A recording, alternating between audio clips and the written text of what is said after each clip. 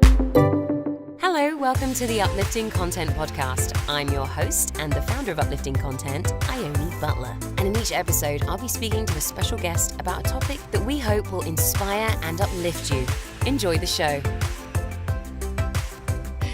Hi everyone, how are you all doing? I haven't done a Facebook Live in a while, so it's really lovely to get to connect and talk to you. So please feel free to say hello and give us a shout out. Today's guest is the fabulous Kitty Waters. Kitty, how are you today? I'm wonderful, thank you. All the way from England. I was going to say, a fellow Brit. We were just very excited to be talking to each other because it's so familiar and lovely. So just so everybody, just so you know, Kitty has kindly offered to give away to one of our listeners, Do Your Dharma, which is her online course. We're going to talk about it in the interview so you can have a little bit more information about it. But you can enter to win and sign up. The link is in the comments here. So get on with that because it's a fantastic chance to get access to a really incredible course. And so without further ado, Kitty, I like my guests to introduce themselves rather than me do an introduction because it's like you can say or share whatever you like. And from what I know of you, your story is incredible because it's very similar to mine in overcoming depression and dealing with things like that. And that's why I think a lot of people are on these, join me on these Facebook Lives because I'm very open about it. So we'd love for you just to tell us about your journey and how you got to where you are and some of the struggles that you've dealt with. Yeah, of course. Thank you. Well, first of all, thank you so much for having me. I'm very excited to talk to you, Ione. And yes, you're right. As soon as you hear the fellow British accent, you're like, oh, love it.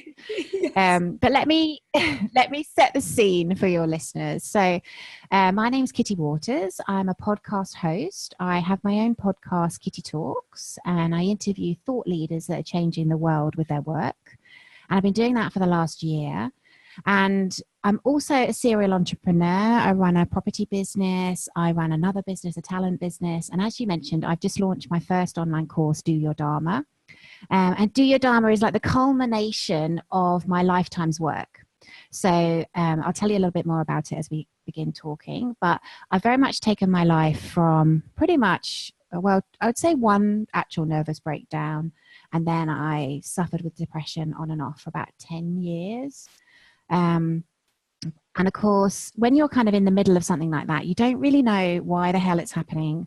I'm sure you can relate to this, Ione. Like, you don't really know why it's happening and what to do about it, really. And I kind of battled my way out of it. And at the age of 28, had a real kind of spiritual awakening. And that was the kind of really pivotal point for me and changed the kind of whole direction of my life. Can I just ask you, like, one, what was the awakening? What was that catalyst for the change? And two, like, because I know sometimes it is difficult when you get into these funks to understand why they are, but did you have any idea? Was there something that kind of was bringing you down? Like, for me, it's when I feel like I'm not getting where I want to be, for example, or I'm overwhelmed by all the burdens of what's going on in the world and I just feel hopeless and helpless. We'd just love to, hear from you. Of course. Well, hindsight's a wonderful thing, isn't it? Like, when I look back on my journey now, I can see so many things that I didn't see at the time. So Louise Hay says that depression is anger turned inward. And in my case, that was so true. I don't know about you, Ione, but in my early 20s, I did something which I deemed was really wrong. I had a relationship with a man who was also in another relationship. So he was soon to be married. And I had a very black and white model of the world, what is right and what is wrong. And I'd really hated myself because I was doing something that I felt was really wrong and morally wrong. I had very strong beliefs. And consequently, I didn't tell anybody what was happening. And I absolutely turned the anger in on myself. And I think what happens, or I know what happens, is when we criticize ourselves and when we don't have an outlet, the other thing that I didn't do was cry.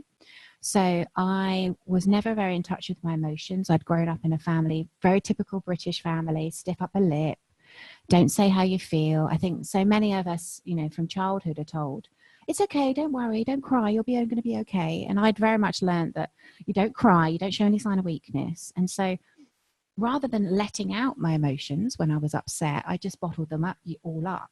And in my case, I use drugs and alcohol as a release. So, Friday night in England is a big, down the pub, binge drinking night. Oh, yeah. And my kind of reaction to being upset with myself was to go out and get pissed. Excuse my French. It's a very British expression. It means get drunk, everyone, not be angry. That's sometimes the misconception when we say we're going to get pissed. But very much internalized all my emotions. So anyone who is listening to this who has or is suffering with depression, I would bet my bottom dollar that you're not probably talking about what's going on for you. You're holding everything inside. You're trying to keep it all together. And there's only so long as human beings we can do that if we don't release the tension and release the emotions. So in my case, that came out as pretty much a nervous breakdown. I just literally was driving one day and I literally just cracked. And I truly believe, you break down to break through. Like when you're holding on and you're holding on to all these emotions, you can only do that for so long. And it comes a point where we break and where we crack. And in my case, that was what happened, but I didn't necessarily learn the lessons. I kind of continued covering up my emotions. And my journey, I don't know about you, Ione, I'd be interested to hear your thoughts, but my journey has been very much reconnecting to my heart and my emotions, and knowing it's okay to cry when I'm upset and just letting those emotions pass through me, really. Feeling the feelings. I spoke about that in my last interview with two guys who are working to sort of stop the hatred and the sort of racial tensions and things like that. And one of the guys is a former white supremacist, and he was saying that a lot of these people that kind of go out with these intentions are angry people, and people aren't being allowed to, they're not allowing themselves to feel the feeling of anger, and I will bottle it up or just sort of lash out violently. And it's like, allow yourself to feel those feelings so that they pass through you and dissipate. And that's definitely something that we don't always do. So what was the, go on, what were you going to say? Well, no, I was going to say, and it's so true. We're not taught, are we, to feel our feelings? We're not taught that that's okay. And you talked about, we're talking about depression and we're talking about anger, and both depression and anger are very, very low level emotions. So for your listeners listening, if you are feeling depressed, it's important that you take that time just to feel your feelings and to journal, to write, because that is a way of them processing. And what you find is when you're kind of in that lower level vibration, that's kind of what you attract in your life. But only by breaking free and breaking out and feeling the feelings are you going to be able to move up in life, move up the emotional vibrational scale. Yeah, and that's a very, very important point that I try to reiterate as much as possible, because with my sort of cycle of depression, I would then get into this idea that, when I'm more successful, I'll be happy, or when I have these things, I'll be happy, and just kind of beating myself up for not being where I wanted to be. And the realization that I've come to is when you're in this low level sort of energy and state, you're not going to attract and bring these things to your life. And so then the focus for me is on, let me process what's going on and feel these feelings, be okay with this is where I'm at, know that it's going to pass, and then work on uplifting myself and getting myself out of this state and feeling better. And then the things happen. So it's just kind of just getting our head around how we deal with it, because I never think that depression just ends and then, you're just this joyous thing for the rest of your life. It comes and goes. But for me, it's understanding when these feelings are starting to happen and like the thoughts that I'm associating what's going on.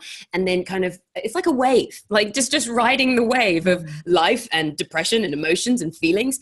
And you kind of it's understanding the ways that you can navigate it to get yourself out of things. So, but yeah, I 100% agree. When we're in this state, you're not going to bring much greatness to you. So allow yourself to be with it, experience it, feel it, let it pass, and then, move forward. So what was the, what was that thing that you said? What was the spiritual awakening that you had? Spiritual awakening. Well, we have a history of depression that runs down the female side of my family, and it's run kind of generations. And now what I understand is it's very much learnt behavior. We've learned as a well, in our family, we've learned not to express our emotions, and we've learned to bottle everything up. And so I'm a great believer that actually you can cure these things, and you can break these things, and you can, by doing the work, you can let these things go. But at the age of 28, my mum was suffering with very bad depression. She'd had postnatal depression with myself, with my sister, and then she had the menopause. And for those of you that are into astrology, she had her Saturn's return. We had a simultaneous Saturn's return. I was 28 and she was 57. And effectively, it's when Saturn returns to your chart, and it takes you from childhood to adulthood. And in my case, I got a phone call at work. Like, she'd been suffering with quite bad depression. And I didn't really know how to help her at that time. And I remember getting a phone call at work one day, and my dad basically told me that my mum had gone missing. And I kind of said, what do you mean she's gone missing? Or, why, she's not very well. Why have you let her out by herself? And she had gone to from my parents' house to a friend's house, which was only probably a 20-minute walk, but had disappeared. And my instant reaction was like, oh my God, what's she done? So I was living in London at the time, and my parents live about an hour outside of London, which is in a place called Kingston. And my boyfriend, would you believe, Ione, at the time was a paramedic. And I do believe that everything happens for a reason, and people are in your life for a lifetime, a reason or a season. And Dan just happened to be my boyfriend, and I went home and I said, my mum's gone missing, I need you to come with me to find her. And he looked at me because he was on his day off, and he was like, really? But of course he was like, okay, we've got to go. So we jumped in the car and we picked up my sister on the way home. And she was at work, and we got to my house, and in my living room was a policeman. And he was talking to my father, and he was also clutching a suicide note. And the policeman was saying to my dad, has your mum ever tried to do anything like this before? And I said, no. And my dad actually said yes. And at that point, I discovered, I'd never known before, that when my mum was younger, she had tried to commit suicide with my sister and I, because she'd had such bad postnatal depression. But I didn't know that. No one had told me that. And it was kind of like my world just fell apart. Because what do you mean she tried to commit suicide? When you said she tried to commit suicide with you and your sister, as in she tried to take you guys too, or it was because of the postnatal depression? Oh, no. Gotcha. Yeah. So when we were little. When we were little. So babies. Right. She had previously tried to do that. But of course, we were little, so we didn't know. And it had never really come out. No. So at that 28, I kind of had this, oh my God, I didn't know about all this stuff that was in my family. And we decided to go and look for my mum, because obviously that's what you do. And at the back of my parents' house, there's an expanse of woods, and it's a rather large expanse of woods. It's got a river that runs through it. And at one point you kind of get to a crossing, and I remember my sister saying to me, well, where do we go? And I said, I don't know. And she sort of screamed at me, where do we go? And I got a voice in my head basically said to me, turn right. And I kind of listened to it, and I sort of said, okay, we need to turn right. And my sister said, how do you know we need to turn right? And the voice just said, turn right and keep going. And so in a point of crisis like that, you don't really question it, you just follow what's happening. And so the voice basically guided us to where my mum had taken an overdose. And it was a huge expanse of woods. So without the voice's help, we wouldn't have found her. She would have been in quite a critical situation. And luckily for us, she had taken an overdose, but she was still breathing. And my boyfriend at the time was able to do a sternum rub. And I called the ambulance, and of course, because we were in the woods, I had to run and meet the ambulance, who were parked probably about 20 minutes, half an hour away. So at the time I smoked, I drank, I was overweight, and I just remember running for this ambulance, kind of sort of saying, God, if there is a God, please just help me, help my mum. I'll do anything to help you. I'll kind of turn my life around. I know that's not how I'm supposed to be living. Just help me. And I'm pleased to say that she was okay, and she came through that episode. But it was a huge catalyst for me to change the way I was living, and sent me down what I would call a spiritual rabbit hole. I like that term. I haven't heard that before. So what has been your journey down the rabbit hole? What have you been up to? Well, I think when you have a voice in your head like that, it really does wake you up, so to sort of understand that there's more to life than we can see. And it was a real catalyst for me becoming conscious, actually. And once I started to heal, I realized that my own depression was my own self-doing. And actually, it was the way I was looking at things. It was my beliefs. It was how I was internalizing everything. I started to see that the binge drinking culture that I'd fallen into, I could get out of. I was in this culture because I wanted to be loved and accepted, and actually I could create that outside of the pub. I didn't have to be in a pub. And I just studied. I educated myself. I did landmark education. I did Tony Robbins. I literally became a bit of a personal development junkie. I started to really listen to my inner voice. I had never really been connected to my inner voice before. And that was the real turning point for me, was I started not to listen to what people told me I should be doing or what society told me I should be doing. I started to listen internally to what I wanted and what I wanted to do. And it's quite poignant now because of what I teach. Like now I'm lucky enough to have studied Dharma with Chris Atwood. He's the creator of the Passion Test, and he studied the Vedic texts for 10 years. And the concept of Dharma is all about the universal flow of life, and how when we listen to our inner voice and we follow our passions, they're like breadcrumbs that take us to the right path. And it's been so true in my life. Like I've had such a passion for transformation and for personal development. And by doing the things that light me up, so by following my intuitive nudges, it led me to set up an organization called the Network for Transformational Leaders. It's an offshoot of an organization in America called the Transformational Leadership Council, set up by Jack Canfield. And I'm lucky enough I've started it with a lady called Marsha Martin. And it was purely by really listening to what I call my soul and what my soul was telling me to do. And it's led me on to learning and teaching about Dharma and helping other people get onto their Dharmic paths. Because I truly believe that we all have a gift we can bring to the world. And when we start to follow those intuitive nudges and our passions, it brings us into the right path for us. Mm-hmm. I think it's very difficult when people are, there's two things. There's the kind of conditioned ideas and beliefs that we have about what life is and what we should be doing. And, this modern culture is all about money, and having money is the answer to everything, and money, things. So there's that, like all that conditioning that kind of shifts you off the path a little bit.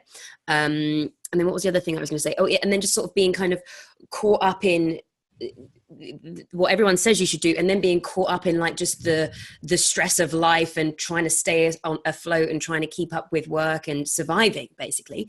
How do you recommend people listen to that voice and find that path? Because I'm very aware of like the whole conditioned ideas of things. Like literally, I it's like, why do I think this? Am I thinking this because I believe this, or am I thinking this because people have told me to think this? And I question everything, so I'm not worried about that. And then I do kind of get caught up in the madness of life a little bit, and sometimes I struggle to be like, I just don't know what to do or where I'm going. And I have a lot of people come to me and say that too. Like, how do I find my purpose? I don't know what my passion is. So what do you recommend? Wow, I have to say this is like my favorite topic. Excellent. Very much, very much in the purpose conversation. Having interviewed over 100 thought leaders now, I just started to see a massive correlation. So the things you start to sort of recognize is, like you said about the conditioning, we're all conditioned. The classic thing is, if you think about the middle-aged man with who suddenly wakes up and goes, what am I doing with my life, and buys a fast car to try and satisfy his, he's trying to get meaning. And that just doesn't work. But of course, it's happening so much younger nowadays. You've got millennials, they're not going to work for people who don't have a higher purpose to their businesses. So I think we're evolving. So these things are happening much, much, much younger. In my case, I was in a kind of classic city job that I didn't really enjoy, and I didn't feel fulfilled. Now, the whole thing about Dharma is when you're on your Dharmic path, life has meaning and it has purpose. Now, how do you get there? Well, that is the question. But I think there's a misconception. A lot of people think I'm going to wake up one day and they're going to know, right, I'm a healer, I'm a speaker, this is my purpose, this is why I came. That's not, in my experience anyway, how it works. Your life evolves, you evolve, and you're always being prepared for your purpose, whether you necessarily know it or not. Like, I'd love to hear your take on this, Ione, because if I look back now at my life, I spent 12 years working for a recruitment company, and I interviewed 3 or 4 people a day for 8 or 9 years. And I'm now using those skills in what I do with my podcast. And what I didn't realize at the time was I was being trained. My soul, even though I wasn't conscious of it, was putting me in the right place to do the work I needed to do in the future. Whether I was going to wake up to that is a different story. But people tend to self-deem themselves a failure when they don't know what their purpose is. But rest assured, whatever you're doing now is part of what you're supposed to be doing. Your job is just to start to becoming conscious of the breadcrumb trail. So what I mean by the breadcrumb trail is the things that you really love, the things that you really enjoy. Now, when you do these things to the highest of the best of your ability, without necessarily an expectation on the outcome, your next step will be revealed. So let me give you an example. I just got the call that I needed to start a podcast. I had no idea how or why. I'm sure probably similar with what you're doing with your beautiful platform, Uplifting Content. You got the call. But what starts to happen is you take one foot in front of the other, and then you think, oh, okay. I think it was 2 months in, I realized I needed to write a Find and Follow Your Purpose course. And I thought, oh no, that's far too big for me. It's far too big for me to do that. I can't do that. But slowly but surely, the pieces of the puzzle, every interview I did, I got more information, which is all now accumulated in my Do Your Dharma course. And I use this as an example because what's happening for people listening is your purpose will be unveiled to you. But your job is to go towards the things that you really love. And quite often people don't, because they think, oh, that won't pay me any money, or I can't make a living out of my art, or they talk themselves out. They stay in the fear rather than going towards what it is that they love. And again, I have found that I'm very much supported in my other business, enabling me to do my Dharma work. So the Do Your Dharma course has just started, but my other business is supporting that work. And when you're in that universal flow of life, when you're doing what you're supposed to be doing, the universe will support you. I'm definitely a firm believer in that. And it's a mix of asking for what you want, kind of deciding, asking for what you want, even if you're not sure, to help me find a path, guide me type of thing. And then just being open to sort of to seeing things. I'm always asking questions too, just asking questions about how people are doing things, and then trying and experimenting. And you're right, there's a lot of people that I speak to that have all these passions and interests, and they're not doing them for fear, not doing because they think that they can't make a living out of it. And I'm like, do them because you want to do them. Do the things you love to enjoy it for the sake of it, and see where that goes, and find out who else, from the beginning, especially with acting. It's such an interesting industry, because it's not like as a lawyer or something where you can pretty much get a good job out of university. I think that's true. There's a lot of unknowns with acting. And so I would constantly be asking everyone who is doing anything what they're doing. What are you doing to supplement your income and things like that? And so, there's just like a willingness and an openness to trying it. I think that's definitely a great idea. Yeah. And most people want the net to appear before they jump. And life doesn't work like that. Yeah. You know, you have to create the space, you have to jump, and then it becomes clear. You know, it's almost like we're kind of tested a little bit that, you know, you have to take that first step. And the other thing that I think that people get confused about is it's something that's so natural to you that you're probably going to be doing. It's so natural that it's sometimes it's not obvious because it's almost an extension of who you are, that you take it for granted. So you don't necessarily see yourself. So some of the work we do in the Do Your Dharma course is we actually get people to really dig into who they are. Because if you think about school, you know, you're taught X, Y, Z, all this stuff externally, but you don't learn about who you are and naturally what your gifts and talents are. Yeah. I think as you're saying that, I think it's a really great thing to, because you were saying sometimes we don't realize what we're inherently good at, to ask other people what they see us as being good at, or what are our unique gifts and talents and skills.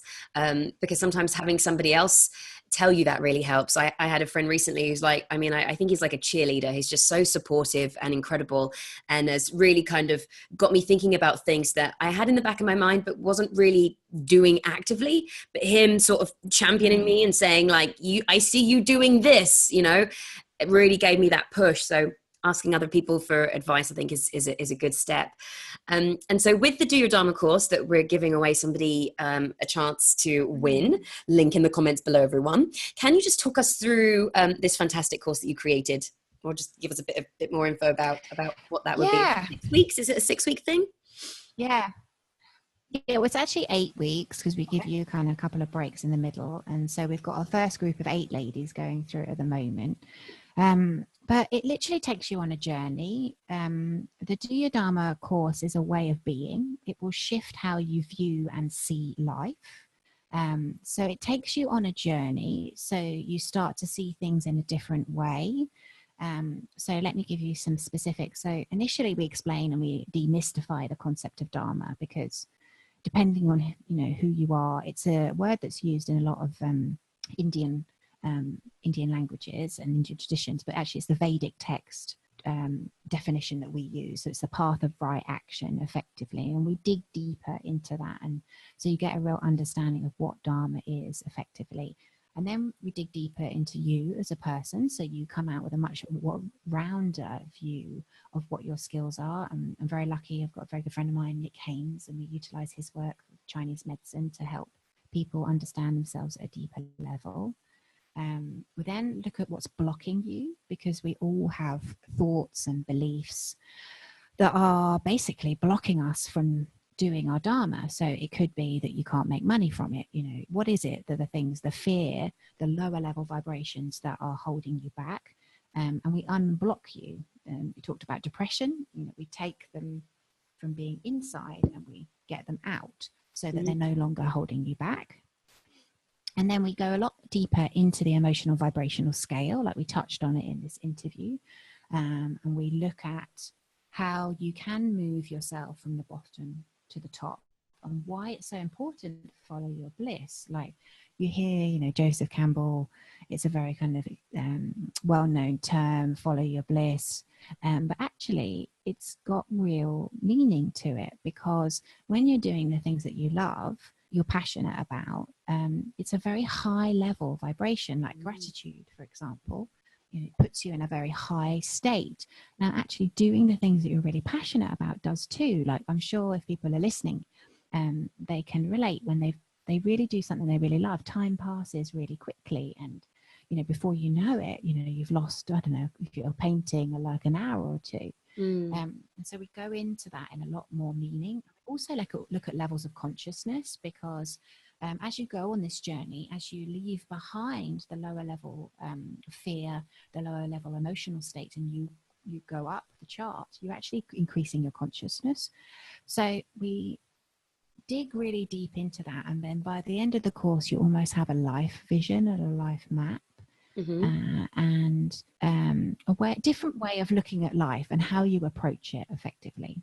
Right. I think it should be taught in schools. It really should. It really should. Obviously, I'm biased. No, I think it should, because it's like having that, having an idea of where you're going and what you want to be doing. I always equate it to a GPS or a sat nav, for example. If you don't have a destination in there, you're never going to get anywhere. But if you've got the destination, you don't really know each turn where you're going, but you end up there. And so it just helps. And I think that sometimes also people feel like, again, they're worried if they don't exactly know where they want to go. But I just think that having ideas or just ways of being, you don't have to decide this is exactly the career that I want to have, but just having an idea of the type of life you want to live, or if you want to be traveling, or if you want to be involved in some kind of philanthropy or whatever, just having that, even if you're not 100% sure. And then it kind of helps steer you in that direction. So I think that sounds lovely. Is it it's like a vision board, your life map thing? I'm all about vision board. Not necessarily. Well, kind of. It's kind of like you're brainstorming about how you want your life to look. And I think you're very true. I only like it's most people don't know where they're going or what they're doing, and so consequently life just bumbles along. Whereas if you actually create your life and you actually work out how you want your day to look like, for example, like I knew I didn't want to go to work every day. I didn't want to have to go to an office in 9 to 5 every day. So what does my day look like? And I created that, 4 or 5 years ago, and now I'm lucky enough to say that I can do what I like. I get up and I choose to go to the gym. I choose to do my meditation. I choose to take my dogs for a walk, and then about 9-10 o'clock I start work. But it's designing your life, because otherwise life has a way of just overtaking you. Yes. Whereas with this, we're doing a combination of things. We're getting into that universal flow of life. We're getting you to utilize your gifts and talents. You will feel like you have meaning and purpose, and then you're also working towards your life vision. Brilliant.